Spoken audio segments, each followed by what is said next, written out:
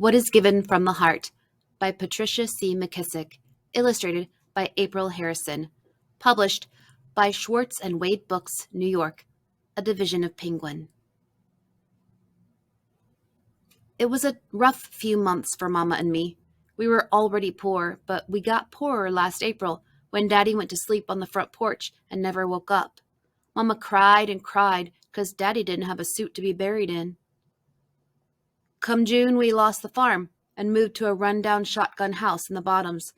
On Friday the 13th, it rained frogs, everything flooded, and Smitty, my dog, disappeared. Misery loves company, Mama said, shaking her head as she swept water out the back door. I hugged her up close the way I always did when she was sad or I was scared. Long as we have our health and strength, we are blessed, James Otis, Mama said, trying to sound brave. But things didn't get any better. We got an early snowfall in November, and Christmas was skimpy, but we made it through to the new year. Before I realized, February was upon us, with Valentine's Day just 2 weeks away. One Sunday, Reverend Dennis made an announcement during services. Just as we always do, we'll be delivering love boxes to needy folks in our community, he said. Irene Temple and her little girl have lost everything in a fire. We must add them to our list. Next week, bring whatever you think might be useful to them. Remember, what is given from the heart reaches the heart. James Otis, we need to help out, Mama said on the cold walk home. I came back with, how we gonna do that, Mama? We ain't got nothing ourselves. Mama kept right on talking. Sister Bunch told me the daughter's name is Sarah. She's 7, 2 years younger than you. You can find a little bit of something for her, don't you think? I wasn't convinced. What do I have that a little girl would want? Now, said Mama. Remember what Reverend Dennis said? What is given from the heart reaches the heart. That night, I lay warm and toasty under one of Mama's quilts. Still, it made me tremble to think about fire taking away what little we did have. What can I give Sarah to make up for all she's lost? I wondered. I considered the blue ribbon I'd won at the school spelling bee. Nah. The award was important to me, but it would mean nothing to her. I looked over at my beautiful, sparkling rock, the one I'd found down by the creek. But how would that help Sarah? You can't eat a rock. Unable to come up with anything good, I pulled the covers over my head and drifted off to sleep. Come morning, I found Mama in the kitchen, busy sewing. I know if we had a fire, I would miss my apron, Mama explained, so I've decided to make Mrs. Temple one. But, Mama, you're using your white tablecloth, the only nice thing you have. James Otis, I'm stitching with a loving heart. My hope is that this apron will give as much joy to Mrs. Temple as the tablecloth has given to me. Mama's smile was a welcome sight. That made me study harder on what I could contribute. Maybe Sarah would like something to play with, like my whistle from Dexter Benson's birthday party. But my spit was all over it. What about my crayons? I drew so many pictures with them, even though the black, pink, and dark blue were missing. No way. I couldn't give her used crayons.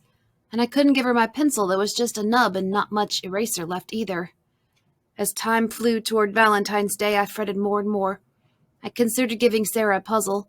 It didn't bother me that 2 pieces were missing, but it might bother her. That wouldn't do. Not even with a bow on it. And neither would my capeless Superman Halloween costume. Then I remembered my book, Things That Roll. Mom had paid 10 cents for it at the resale shop. I read it every night until I'd memorized each word, and then I drew pictures of all the stuff that rolled. Sarah might enjoy my book, I thought. But maybe she didn't like trucks and marbles and such. Still, it got me to thinking.